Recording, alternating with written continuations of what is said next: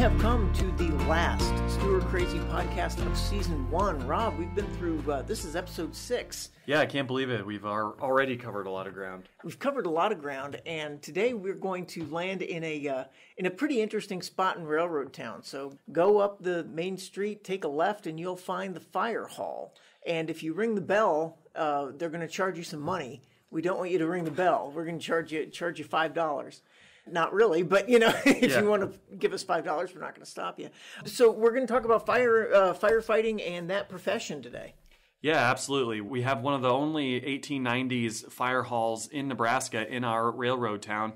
And we are also going to, in the second segment of the podcast, be talking with a local fireman from the Grand Island Fire Department, Jared Stockwell. It should be a lot to cover today. Yeah, I'll tell you what, this was a conversation that could have just gone and gone and gone on both fronts. So you're in for some good podcasting today.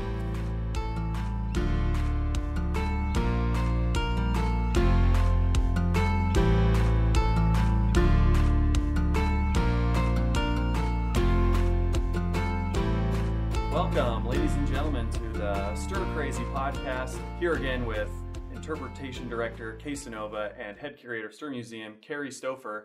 And today we're going to talk about all things Firehall and firefighting. That's my understanding. This has been a topic I've been looking forward to getting into because there's so much that we could really dive into. It just depends on what direction we want to go with first. I think we're just going to barely scratch the surface, actually. Yeah, probably. I mean, and there's so much work that we do with the fire department that's really exciting. Kay, did you do some research on the house and the fire hall? I've got some newly found information on the hose house, which I'm really excited about. So, well, I think we go with that exciting part, and then we can talk about all the hose cart games. Yeah, but now I want a spider hose cart. So, okay, because of all this. You want me to share what I found out about the hose house? We should probably clarify exactly what we're talking about structure-wise in Railroad Town first. Yeah, so in Railroad Town, we have a functioning fire hall, and it's correct me if I'm wrong, the only fire hall in Hall County, Nebraska.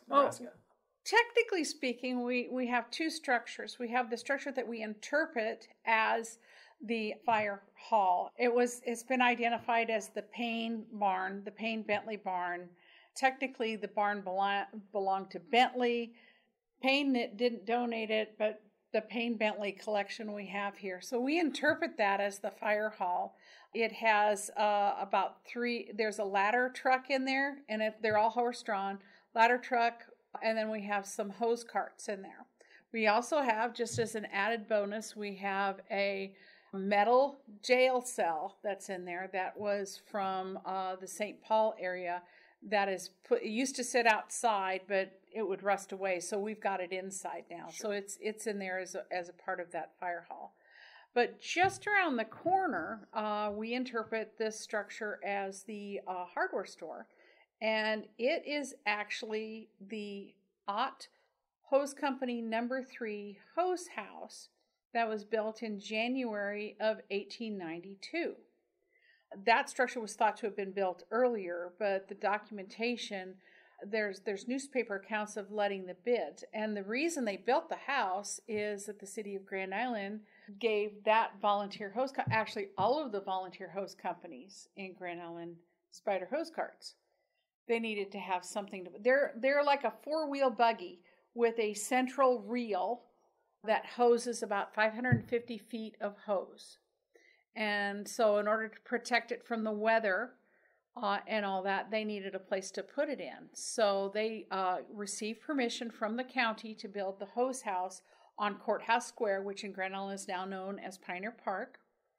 And they got the permission from the county. They let the bids, and they got the doggone thing within weeks. It was built lickety-split in January of 1892. I know we have several early fire companies in Grand Island. I counted upwards of 10 from the 1870s to the 1890s. Was that fairly typical of a community the size of Grand Island? You've got to remember, they're either hand-drawn hose carts or horse-drawn hose carts. And there was one of the companies was a ladder company, and it was strictly ladder trucks. And so their range of operation would be a lot smaller than the modern day engines. Yeah, so they would put them strategically where there would be more risk of a fire. And it would take, a long time to get there compared to what happens today. It's really exciting. That provided a lot of artifacts and really interesting objects that we did receive from most of those firehouses. From the Ott Firehouse, we've got beautiful parade memorabilia, the uniforms, the caps. We even have wigs from clowns that they would, somebody decided to save the clown wig that was the fireman. They would do these fundraisers, these masquerades and dances and all this stuff. So it's probably from some of that. But then they were also big into the parades. In fact, Railroad Town, our 4th of July parade is typically sponsored by the fire company. Yeah, and they were all kind of connected around Nebraska. So there were little groups, and it was kind of a social club in a way, except a very dedicated and strong club. With that said, though, I think there was a lot of competition between different firehouses, and what resulted in that were different games and also just some real animosities as well, especially in the 19th century. Delving back a little further into history, before there was the modern conception of a fire department like you or I might know it today, there were fire insurance companies that were really employers for firehouses. Yeah, whoever got to the fire first got paid by the insurance company. Exactly. So, you needed to get there first. Yep. You had to have insurance from a fire company, and then the emblem of that insurance company you would have to put on your building. And then if your building caught fire, that company's insurance fire department would come and put out your fire. But if another team responded to the fire and they noticed the emblem on your building wasn't the right emblem, then they'd say, oh, well, you paid the wrong insurance company, good luck. And you'd watch your fire. Yeah, that was a little bit earlier in time. Yeah, that's earlier in time. A little bit earlier in time. And that's true. I mean, even back in the Roman times, when the fire companies first started going, they put it together, they'd race to the fire, they'd get to the fire, they'd stop, and they'd tell the owner, okay, if you sell the building to me, we'll put the fire out. If you're not going to sell the building to me for dirt cheap, we'll stand here and watch a nice bonfire. So insurance has always been in. Yeah. That goes as far back, I found, to 24 BC, under the ancient Romans, where a man named Marcus Licinius Crassus created a 500-person brigade. And he did something very similar where he would show up with his brigade to put out a fire, and then if they didn't come to a price, too bad, your building's going to be destroyed now. So, yeah. And that kind of system really endures until the early 19th centuries when you start to see a lot of those reforms. Well, a lot of those reforms happened after the 1666 London fire? Yeah, the London Bridge fire. Yeah, that a lot of insurance companies started to get into the game and figure it out, and they decided they needed to change some things until I think we got to the part where there were racing. Yeah, each company was racing because the insurance companies would pay out whoever got there. A really important guy comes along in the 1820s, 1830s in Edinburgh, Scotland, of all places. His name was James Braidwood. This is a guy who really dedicated his entire life to the profession of professional firefighting. He developed a few patents on a breathing apparatus that was fed through a hose from outside of a building that would pump air inside to the house so firemen could operate in a building for the first time. He also developed a chain ladder that could be used as a fire escape. That was one of the first times anyone had ever thought to do something like that. He also came up with a few books, the first couple of books that organized everything he learned about the firefighting profession. Those were in the 1830s, and later, posthumously, 1866, one of those books came out. But he wrote a lot about different ways that you can maneuver inside a building on fire, different ways to escape a burning building, the kind of people he felt were best for being firemen. He chose people between 17 years old and 25 years old who were masons and plumbers and roofers and people with a lot of muscular power. Yeah, a lot of forearm strength, but also who would be kind of light on their feet on a roof and dealing with pipes and things like that, or you're probably dealing with a lot of axe work and everything in order to break through into areas of the structures. And smiths as well, because he felt they had a lot of experience already having smoke in their face and inhaling it and things like that. Kari, you mentioned a few of the artifacts in the Stuhr Museum collection. Why don't we jump into that segment of the show and talk about some of those things we have that are pretty cool? Yeah, well, I estimated probably a little over 100 pieces that are 3D items. And then we have a couple hundred probably photographs that would be related in some way to the fire department, to fires, all in Hall County. So we cover Caro, we cover Donovan, Wood River. So we have a lot on each community in Hall County. But we have some of the craziest fire extinguishers. My favorite are the little water bombs. So they'd be these gorgeous blown glass pieces that are just gorgeous. And they'd be filled with water or, hazardous chemicals. Yeah, hazardous chemicals. And you literally would throw them at the fire and have them explode to contain it. Or and then cross your fingers? Yeah, they had these like slingshots too, where you could use if you needed to get it further in. We have a box of what are called fire grenades that were made by the Fire Grenade Systems in Alda, Nebraska. And those were popular from the 1870s really into the 1940s. And that's just something I wouldn't mind coming back into style, because I don't know if there's anything as satisfying as throwing a glass full of carbon tetrachloride at a fire and hoping that it goes away. I don't know. Yeah, as long as, it didn't suck the oxygen out of your lungs while you did it. I know we also have a unique piece from the Great Chicago Fire of 1871. Yeah, so, we're constantly trying to figure out how we got this, but we have a small ceramic doll that is charred, and it made it somehow from the 1871 Chicago Fire to Nebraska and was donated into our collection. And that's just, when you talk about how long ago that was, how significant that was, and how, it's not like we're neighbors with Chicago.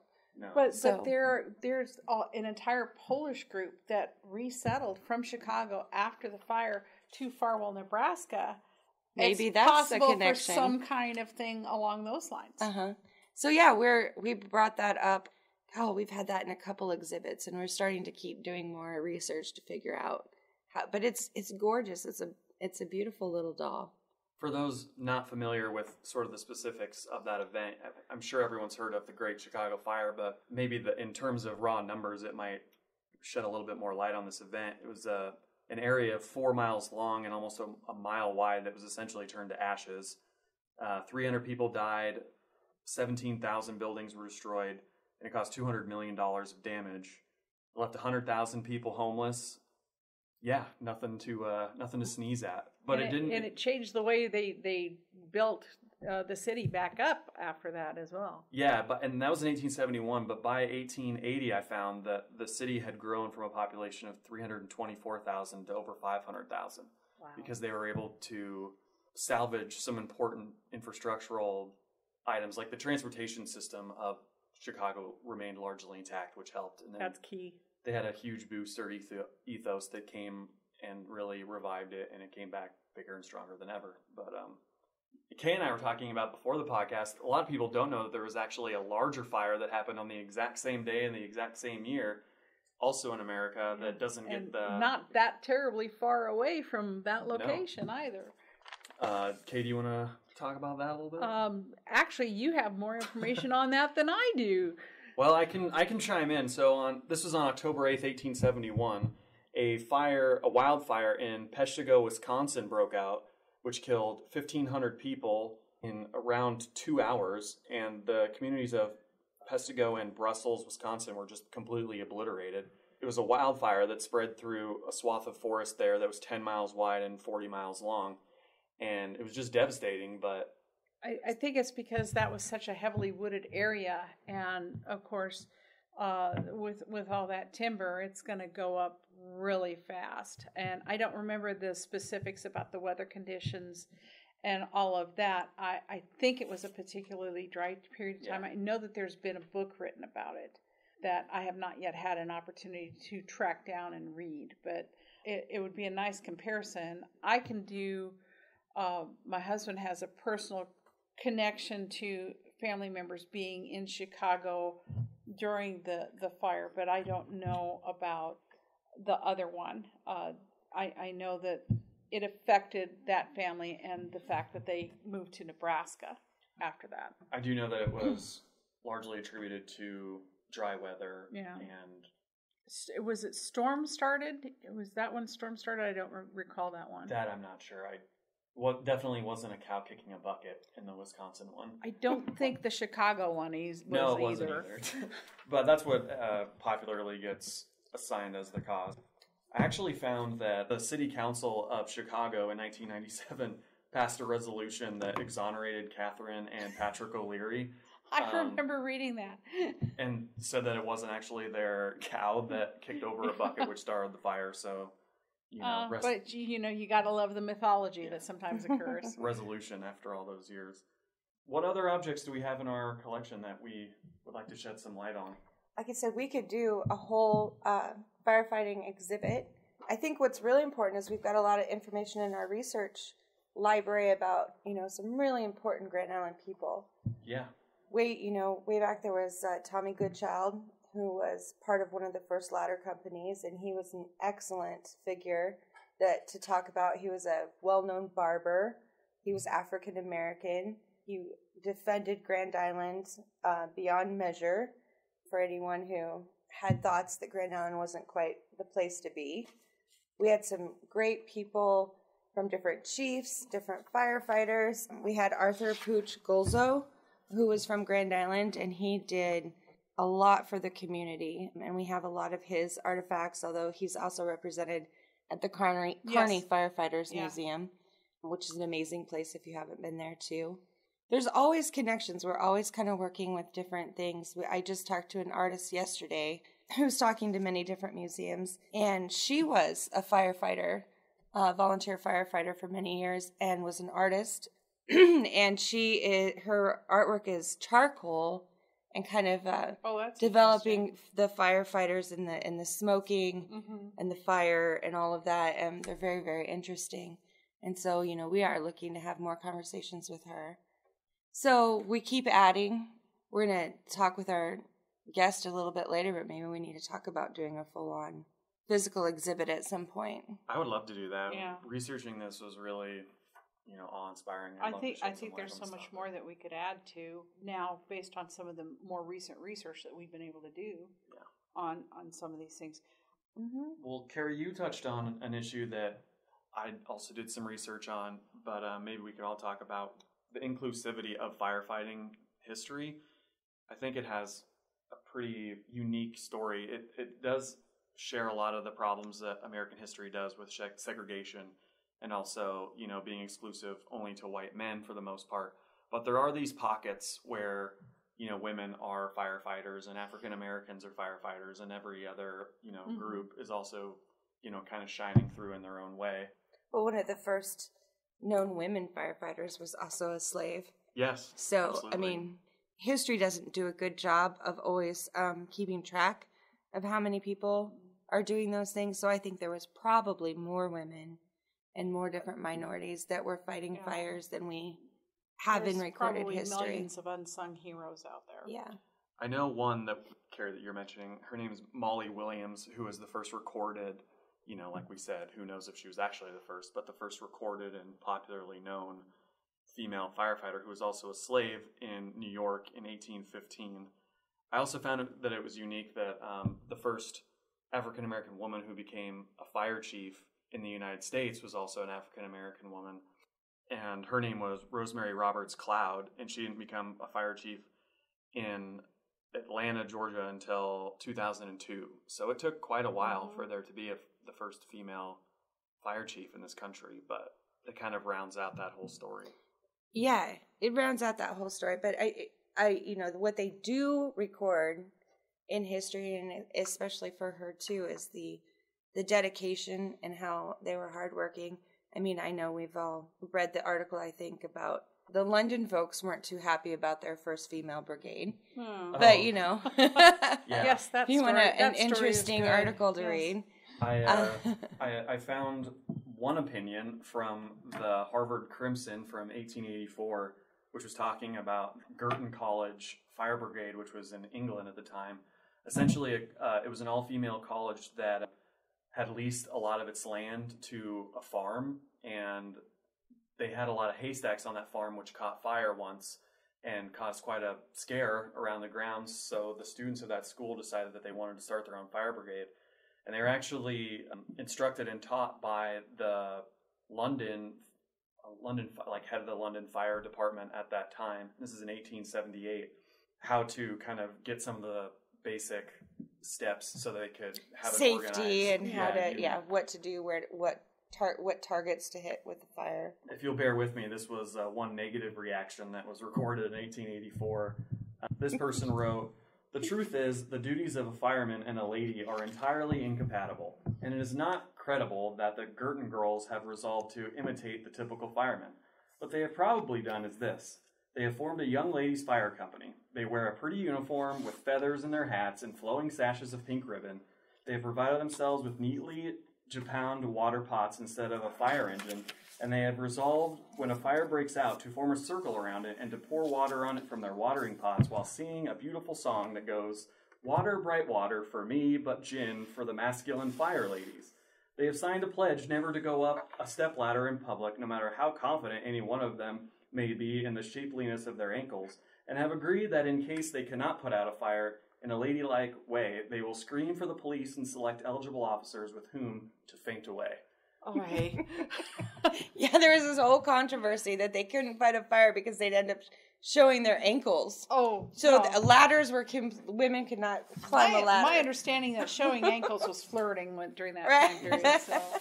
But much to the chagrin of this Crimson writer, this service from the Girton College endured until the 1930s. So absolutely. So, and that's what history does do a good job of, the people they do talk about and their strength and their dedication and how many hours and instruction they put into saving people's lives and really making a difference and keeping the community safe. Yeah. Well, maybe we could shift gears a little bit and talk about the local side of things with fire history and the Hull County community and how that sort of evolved over time. Kay, I know we were talking about how in 1921, Grand Island went to a career fire department. 1921, because they disposed of the hose house in 1921. That was when Grand Island went from a volunteer-based fire department within the community to a paid professional fire service. And so they didn't have the need for those hose houses anymore, and they started building some of the early fire stations in the area. And so the hose house, the Ott hose house, was saved because it was moved from its secondary location, which was behind the Liederkranz, over to Koning Street and became a polling station, and later a clubhouse for the Art and Sketch Club before it came out here to the museum. So it kind of played musical locations before it came here. But everything changed in 1921. You could see in the reports, the annual reports that they would do, each one of the volunteer companies had to have a report of the condition and their inventory of things that they had for firefighting. At first, they would talk about the hose carts and the condition of their hose, and they had so many feet in good condition, and then they had 50 feet of bad hose that they had to replace, trying to get money from the city so they could replace the hose. Because the city did subsidize, they would help to pay for some of that. But it was these were all volunteer companies. But in order to kind of standardize things in 1921, that's when they went to the paid staff that they have today. I know that we have a rich history in the Grand Highland community of firefighting. Some of those early names that I found were the Ott House Company, the GI, Volunteer Fire Department, Always Ready Hook and Ladder, or Hose Company, the Protection Hose Company, and the Pacific Hose Company, just to name a few. And each of those had different numbers associated with them, 3 or 4 or however many. And I don't think they started to form some of those volunteer companies until the 1870s. Start seeing, because there's only a couple of them. The Ott Company as near as I can figure, formed probably in 1889. Yeah, so the first fire company was 1874. Yeah. But yeah, I think it took till 1876 for them actually to get super organized and have the first fire chief. Yeah. So 74, they were getting things together. 76, they got and the each first. company had kind of a commander. Yeah. It was kind of a military sort of organization. Yes, military, but it's also kind of fraternal too. Yeah. And very fraternal. But they tried to strategically locate so that they could take care of the business district was prime. And so they tried to protect that as much as possible. But if you start doing the research in the newspapers, you can find reports of them going to all of the different things, and they would say which hose company responded, or if they had more than one hose company come together, which in the case of Ott, at one point in time, they went together with another hose company in order to be able to stretch the hose far enough, because one hydrant failed and they had to link enough hose so they could fight this one particular fire. I think it was a house fire, because the hydrant closest was not working, and so they had to go to the next closest one in order to be able to get the water to pump to the house.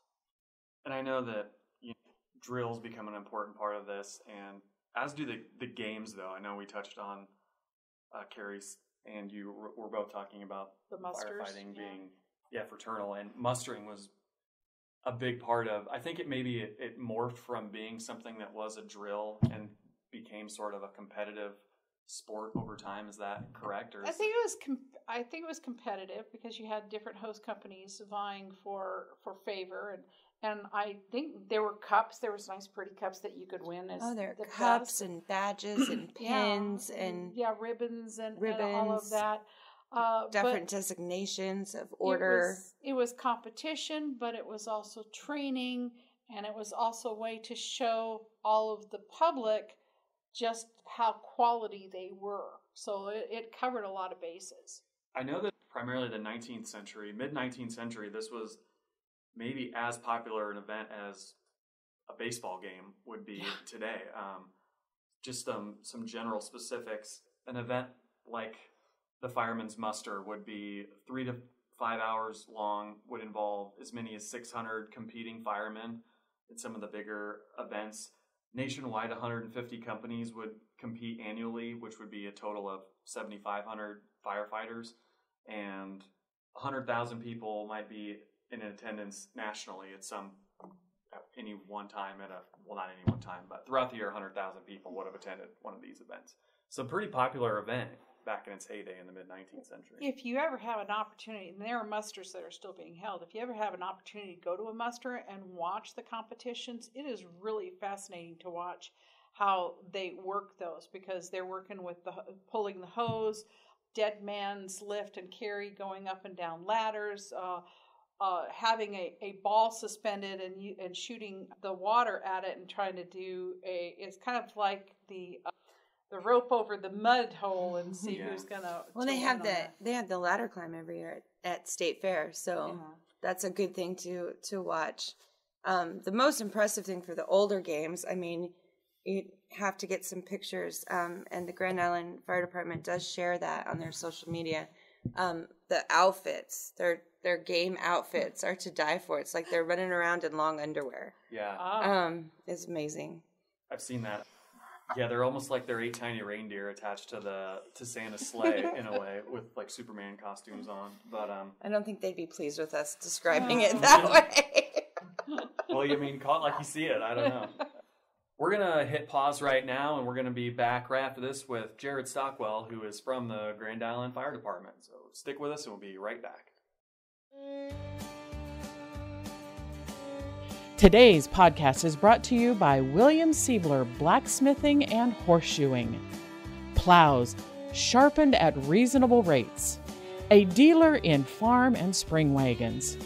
R.L. DAC Agent has over 30 years of active experience in the trade.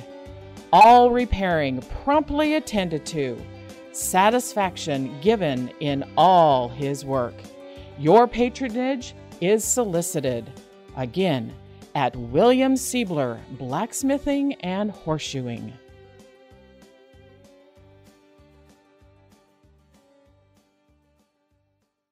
And welcome back to the Stuhr Crazy Podcast. We're here with Jared Stockwell, who is a firefighter and paramedic for the Grand Island Fire Department. Thanks for being on the podcast. Thanks for having me. Want to kind of dive into the second half of this episode here. I'll start by opening it up and asking you what got you into the firefighting profession and how long have you been in it?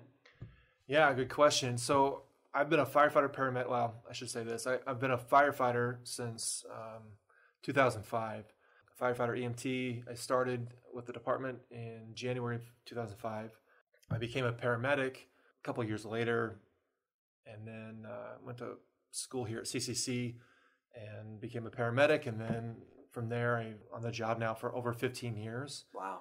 Which, yes, exactly. And so it's gone really fast, and it's a little hard to believe that I've been on the job that long, and it's gone quickly. What led me into this profession, though, is a little bit odd.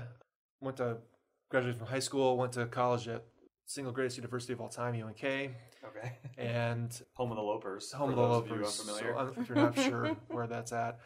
Went to college and wanted to get into radio, actually. Not that I was any good at it, but I really liked that medium. Sure. I was fascinated by the creativity of it and the idea of being able to, through words and sounds, to create pictures and be able to say things and message.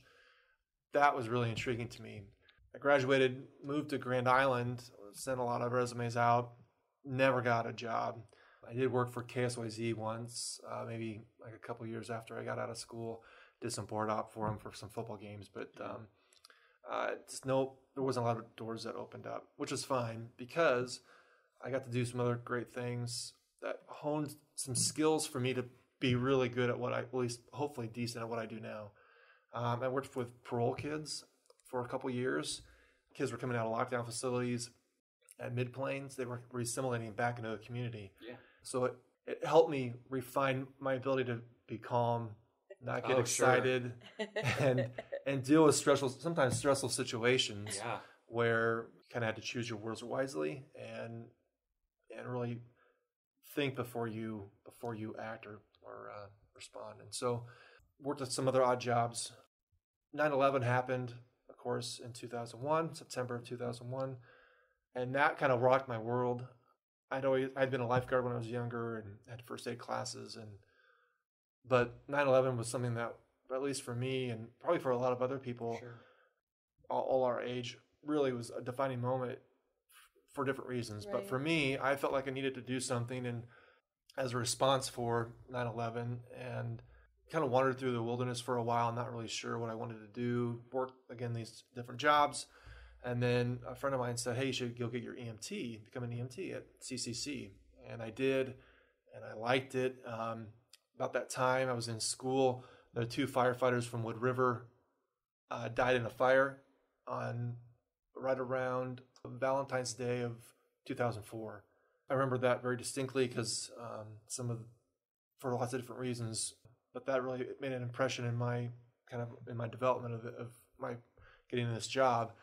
I knew Grand Island Fire responded to help those guys. They sent a lot of resources, and then I also knew some people there that were teaching another EMT class, and so those folks, I saw the reaction and the compassion of just people coming together and supporting one another for the tragedy that happened. Eventually, I applied, I tested, and I got hired. And with no real fire experience and no EMS experience, I didn't know what I was really getting into. And so my first day, went through your checks of like, well, you need to talk with HR, you do this different stuff, you got to sign some sheets, and blah, blah, blah. First actual day I was starting with two other people who both had prior experience. Because I didn't have any EMS experience, I was supposed to ride with the ambulance that day with these two seasoned firefighter paramedics who knew so much and were just, I was like, oh my gosh, I don't know if I could ever be at the level that these guys are. And my very first call, my very first day, motor vehicle accident out north of Cairo, between Cairo and Centura High School. It was a lady who had a medical issue. She hit a truck, a full-size truck head on. And it was multiple injuries from both vehicles. And forgive me if you're listening to this and you recognize what this incident is, but the other two people that I was on the ambulance with went to work, and they were professional and they were so calm.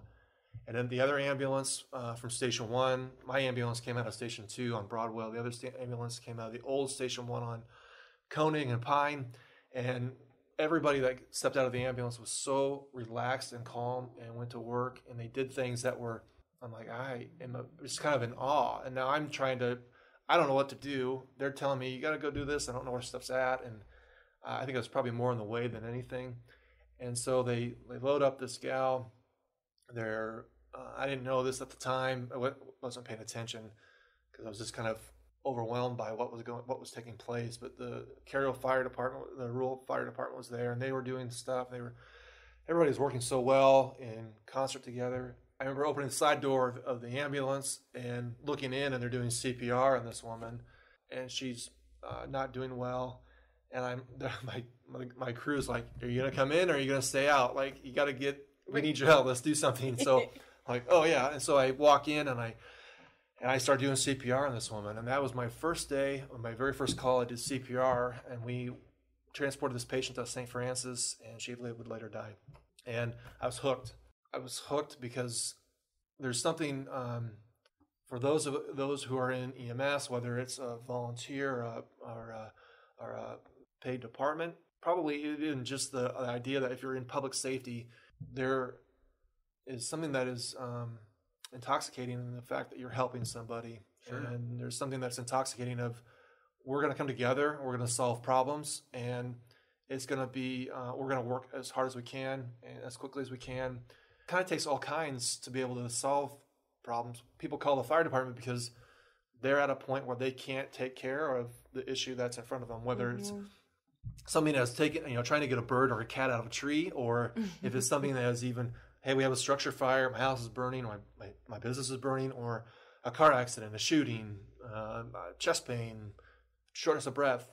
They call us for things that they don't know what to do. And so we are a jack of all trades and work towards mastery of all instead of mastery of none. We're always working towards a mastery of our craft. And so I saw I saw my coworkers at the time then be calm and smooth, and they did things that were amazing, and they provided such great care for all the patients that were there. And so that's what drew me in was that process, and I've been doing it since. That's amazing. You kind of mentioned how organized and relaxed and just professionally minded firefighters are. I've always been impressed by that in the rare instances that I've been in those situations where I've watched firefighters sort of work. I had personally, my grandparents' house actually was struck by a bolt of lightning in 2008, and watching firefighters, kind of handle that situation, it was very impressive. And I've always just been kind of curious, does that come from experience, that kind of level-headedness and just, not being overwhelmed by, because you said on your first day you were kind of awestruck by sort of the things that were happening around you. And do you think that comes from the experience of just seeing it all and doing it, or is there a training that kind of goes into it to make sure everyone's operating on that same level? Yeah, good question. So I think it comes with time. I think it comes with also, a personality of the people that we're bringing into the service too, that we're looking for people that are calm and relaxed, that want to work together, and that aren't afraid to work and be, under stress, working towards a common goal of trying to fix whatever issues at hand. But a lot of it is training. We are a paramilitary group, much like the military. They want to put their soldiers in situations so that it's secondhand nature. Well, same idea for us. We want to be able to work codes, practice codes rather, and work with our equipment and the tools of our trade, and whether it's a fire, that it almost becomes second nature. That you think about what you're going to, that as you're going, you're prepping your mind. I remember, in paramedic school, and then writing up become a paramedic, I would think through, well, this is what I'm being told over dispatch that we have. I'm thinking about these are the top 3 things that could kill this patient, and I'm now trying to eliminate those things. So there's some algorithms and some things that we can do to help be able to move from step or step 1, now step 2 to step 3. Part of that first step is always taking a breath, and because we have to be the calmest one in the room, or we try to be at least. Sure. And if we're not, probably underneath the surface, we're probably not. We're probably terrified, but we can't indicate that we have those feelings. So we're trying to bring calm to what was otherwise a not maybe to an otherwise stressful situation. And so some of this I'll learn. You kind of learn it as you go. You watch the people who have done it before you as they talk with people and talk with patients, and also just as they put fires out, and as they go in, they've got their equipment, they're putting their equipment on. It's seamless over times and times of practice. You just know that I need to do this and this. This is where these pieces of equipment are, and if I get into a bad situation, I can grab. I'm going to grab for my radio. I'm going to say this. So it's practice too that helps us. Yeah. And training to be able to handle those situations. Kind of like a choreography. Mm-hmm. Kind of. Knowing, what's going to happen. It looks like control. It looks like chaos, but actually, if you're really paying attention, there's actually a kind of a concert going on of things happening, and there's a reason why things are happening. They may not. People always say, "Why aren't you running? Why aren't you going faster?" We have a reason. There's reasons why we're doing this, and it just takes time. So when you talk about the public and stuff, how do you feel the history of firefighting in Grand Island, helps, hinders? I mean, I know you do a lot of work with the public and social media and different things like that. Do you have anything that you kind of noticed from what we talked about, or the history of the Grand Island Fire Department specifically? I'm a big fan of stories. I think people want to know the story of things that are around them. So one thing we're trying to do is tell our story better. Working with you, Kari, and when I approached you and Mike about, hey, can you guys find these pictures of previous fires and people that were important to our history? I'd really like to do kind of a throwback thing. You guys were great about finding great things that I didn't even know, but these huge downtown fires, and one of the first engine companies, and all these different, and even the history of those buildings have been fascinating too, because I think it's easy to forget the history of Grand Island. And so the great thing about Stuhr and what you guys do is that you're trying to keep that alive and kind of at the forefront of what we're doing here. That we need to know our history, and there's richness in that. So for me, I'd like to have we can do more. We do a really good job of educating. That's one of the primary things that we have to do. And we do education, prevention, that kind of on the beginning side. Yes, and so one thing that we're seeing is kind of now the throwback of where we've come from. If you go into any of the stations, you'll see history of the Grand Island Fire Department. Some of the I was listening to your prior segment, the balls with the fluid in them. Tetrachloride. Yes, there's a couple. Water. There's one or at least two, maybe at Station 1 actually in the day room, and on the day room you can find an old AED. It looks like it weighs a ton and it's awkward and bulky. Then previous helmets and some other pieces of history that we can remember, and we show people when we give tours. Hey, these are the history is important to us. These are the things where we've come from, whether it's a piece of equipment or just even the fact that you mentioned too in 1921 that we went from a volunteer department to a paid department. Well, did you know in 1980 we went from strictly from fire, and also now we started doing EMS. The people started training for that as paramedics, and the people that timing of this is kind of perfect. We had the history of the 40-year anniversary of the tornadoes 2 days ago, right? Night of the Twisters, right? So my paramedic instructor was on an ambulance coming out of Wood River because they were in paramedic school that night, is my understanding. And so they were trying to get back to send ambulances into town. And so there's the history of even though of that event where our guys, they started working 12-hour shifts, and they were going through houses, and like you see in like Katrina and some of those other disasters, when they clear a house, they were marking it, the time, and if they found anybody. And so those stories from our history are told and brought down. So around any fire station, there's firefighters become pretty good storytellers. Right. And so it's either stories of things that we've seen or experienced lately, or things that we experienced. The Dresbach fire is one that comes up, or the fire at Roy's down on South Locust. There's a big Sears fire downtown. Big Sears fire. Yes. I mean, everybody stood around and watched. Yes.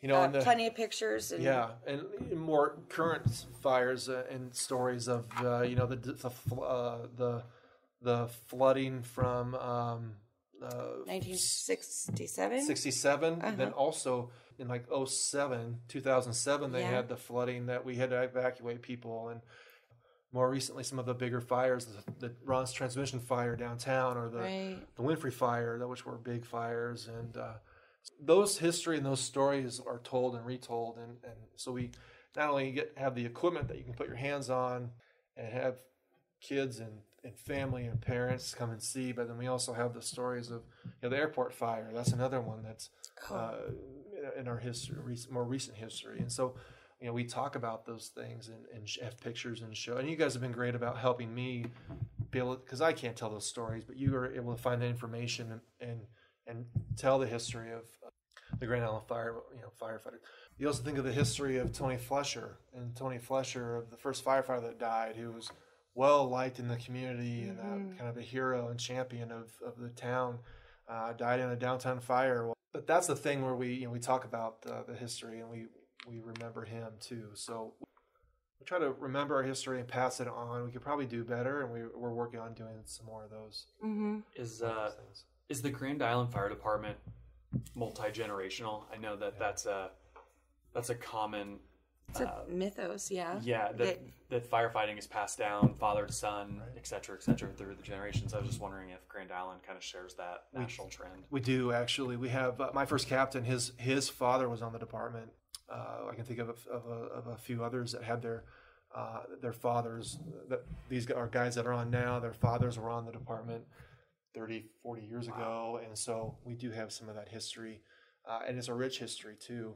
And hopefully we have some of our guys and gals, some of their kids will maybe get the bite and get the urge to be a part of our future, hopefully. And that's what we're trying to build again is our future, that the kids of the people that are working now, they can be a part of it, but then also others from the community find the service of caring for and being on the fire department is a worthy thing, and be a part of that. Absolutely. Well, that's a popular way that it's portrayed, that it's good that's true, the multi-generational aspect of it. But are there any other aspects of firefighting that you think in pop culture or wherever have wrong, and it's not really like that, or how your profession is? So the movie with Kurt Russell where he saves the kid from the burning backdraft. Thank you. Backdraft, and he's got his coat unbuttoned. He's got a white chief shirt, and he's got the kid in his hand and an axe. And there's no face piece. I don't even know that he has a SCBA on. Sure. That's very Hollywoodized. So that doesn't happen. And he's running and it's slow motion, and wow, the fire never gets to him, the smoke, and that doesn't happen. Sometimes it's hard to watch some of the current shows that are on. Chicago Fire maybe is one. There's I think another one because they Rescue Me, I think, is a show. Now that if you talk to a lot of firefighters, actually Rescue Me, people actually kind of got behind that a little bit more. Okay. Because it wasn't sensationalized, maybe I guess is maybe the best way to say that. And they dealt with some of the dealings, kind of the stressors of the job, and it dealt with some of the humor also. But and it also dealt with things that they did actually made sense. Whereas maybe some of the other things we see were like, I don't know, it's a little bit of a stretch. But it's nice to have. Ultimately, though, it's nice to have shows that highlight the things that we do and the things that we see. The fact that we go to fires, we talk with people who are having bad days, and there are days where we have bad days where we see things that are troublesome, and how do we deal with that? And sometimes we deal with it well, and sometimes we don't. And so there are things that obviously those shows get right. But yeah. Good. Well, you're talking about all the different ways firefighters are portrayed, but I don't think perhaps people know that you do. I mean, it's not just EMT and fires and things like that, because I know, and I'm sure our listeners don't quite know this, but museums can have their own hazards. Yes. The way people collected things 50 years ago, 100 years ago, are not the things we want to collect today. In fact, some of the fire extinguishers and things, I mean, obviously they're not used anymore because they're dangerous. They also become dangerous as they degrade and as you keep them. Mm-hmm. And I know as the museum, when I have a question, the very first people I call are the fire department. Do you have more people like that calling you and doing things like that too? Hazardous materials, questionable, I don't know if this is safe or not. Kind of some more interesting things like that, or things that you didn't expect. Yeah, you would do as a firefighter. There's a couple parts to that question. Then, so one of the things that we get odd calls for different things. Some of them I can share, but some of them I can't. So one is garage sales have a tendency to find hidden treasures that people maybe just didn't know that Grandpa and Grandma had.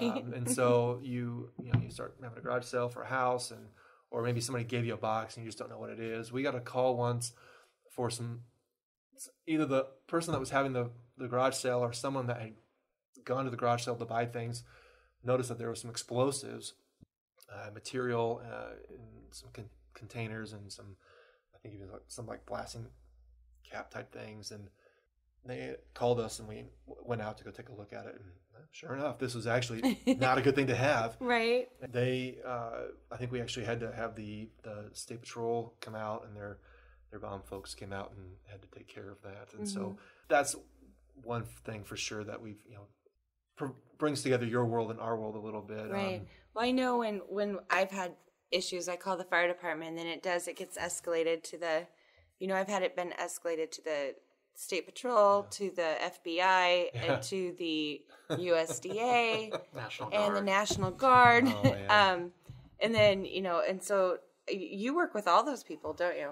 I mean, pretty close relationship. Yeah, we've had contacts we have a great relationship with Grand Island Police Department. We have a great relationship with Hall County Sheriff's Department. We have a great relationship with the State Patrol.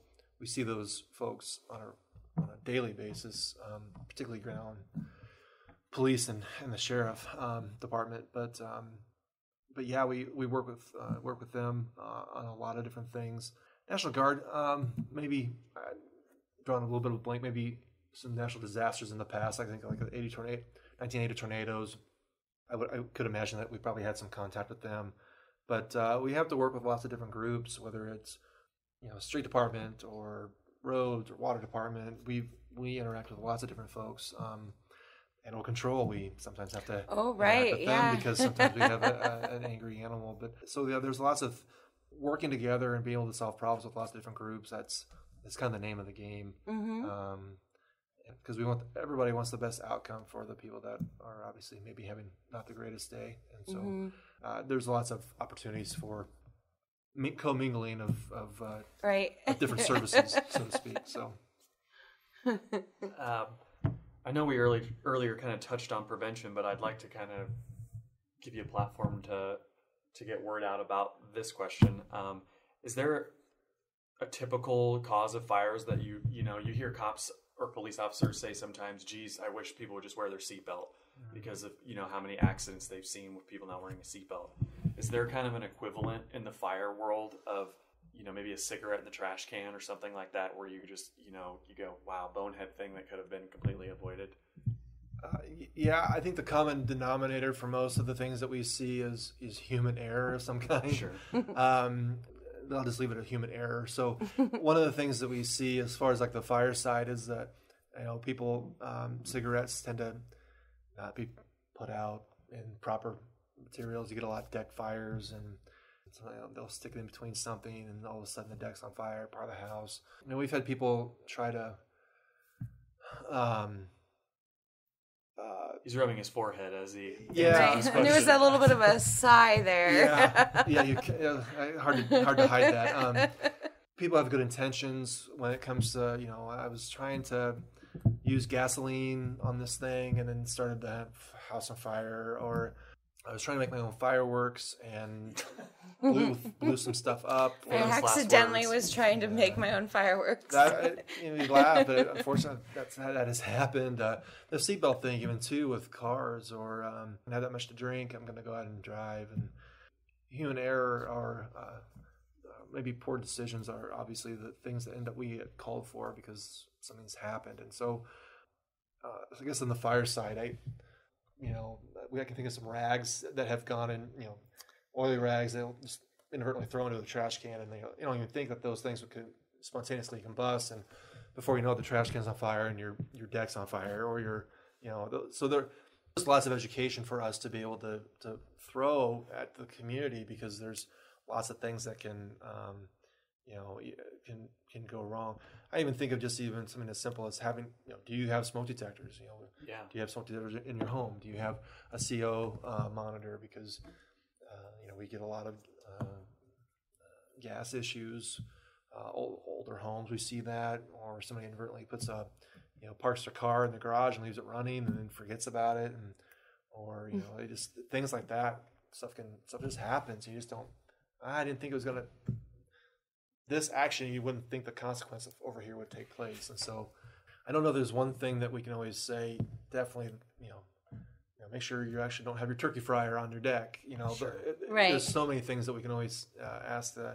We had a lady who was cooking, warming up some grease in her cast iron pan because she was going to make something with some oil. And she knew that it took roughly about X amount of minutes to have the grease warm up, which was always, as she told us, enough time for her to go outside and have a cigarette. And so she went out to the deck and had a cigarette, and then looked out, noticed that there was smoke rolling out her front door, and opened the door, saw that the pan had gotten hot, and it flashed and was getting the cabinets up above on fire. And so she, knowing that she had a couple small children in the back bedroom napping, and the room was starting to fill up with smoke, she went and grabbed the pan and turned around and went ahead and walked out of the house, sloshing fiery grease onto the carpet and on her. And oh my goodness. So she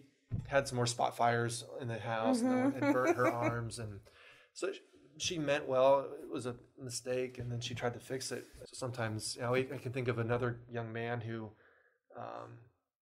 had a candle in his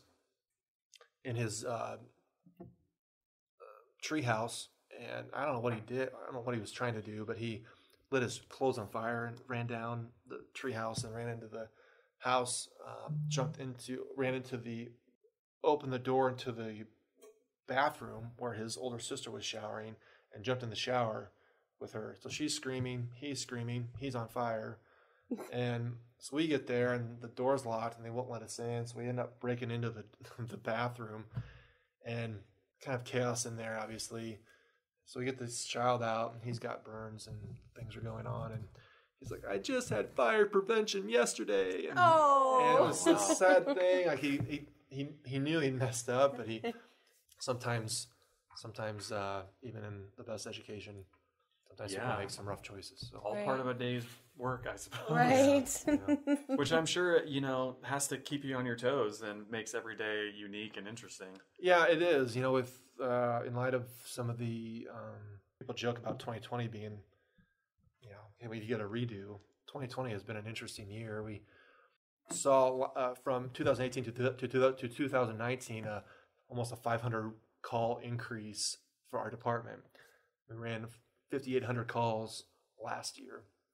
We're on pace for even more this year, as I understand. And so we had COVID still have COVID patients, and we were masking up and doing lots of things to protect ourselves, hopefully to protect our families and to protect other people. That's been a stress. And then, we've interacted with the local law enforcement lately this week on some things to help keep people safe as they exercise their free speech. And so, we'll just see. I don't know. You never know what the day's going to bring, and you never know what you'll be asked to do. Summer, talk about tendencies of calls. In the winter, you tend to see more respiratory calls, sick patients, people are in. Then once it gets nice, then everybody's been cooped up for 3 to 5, 6 months.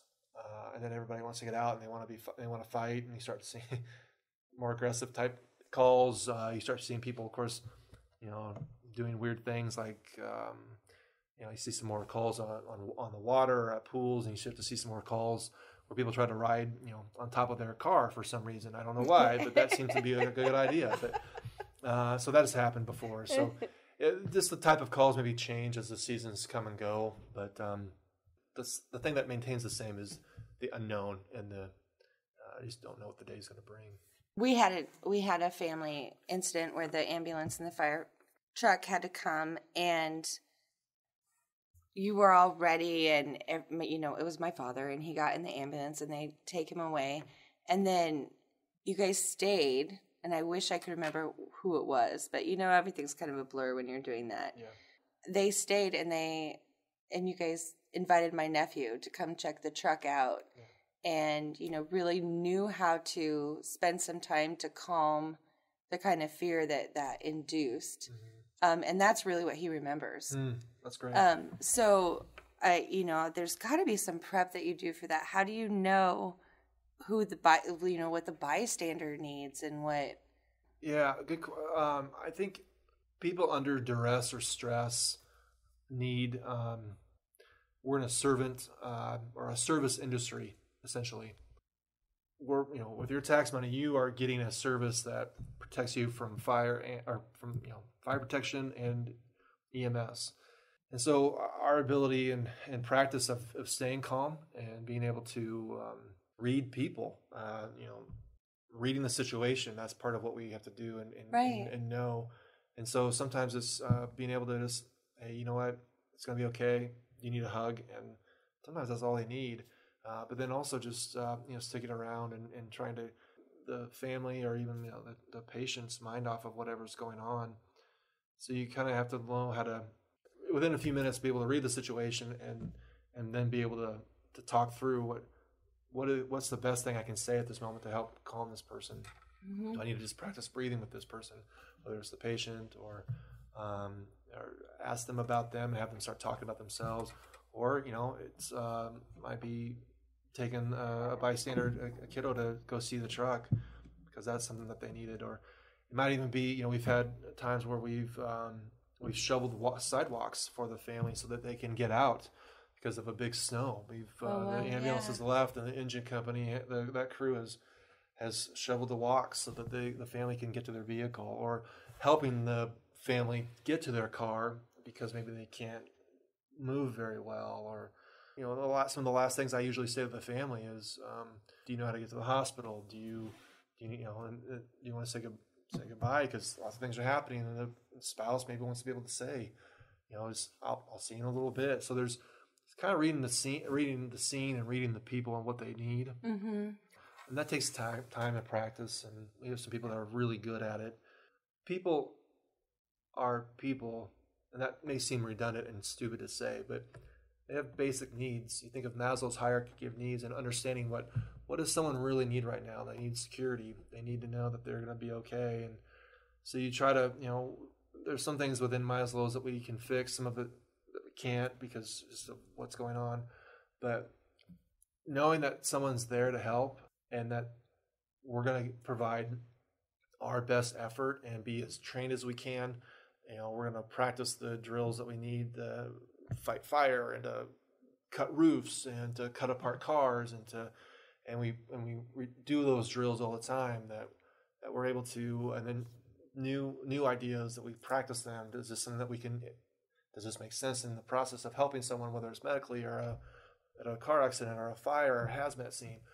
Then we put those best practices to work because we've worked on those. And so the skills that we do in the back of the ambulance are important. The things that we do on the fire scene are important, but the most important thing is knowing that someone's going to be there and to provide that assurance that I'm going to come save you. I'm going to come and rescue you. And that's the first start of being able to calm a situation. The other things are just extra. If we have those opportunities, to show a truck or to shovel a sidewalk, those are great. But being there, I think, is half the battle. Right. Thank you very much. We're going to leave it there. That was Jared Stockwell, Grand Island firefighter. We'll be right back after this.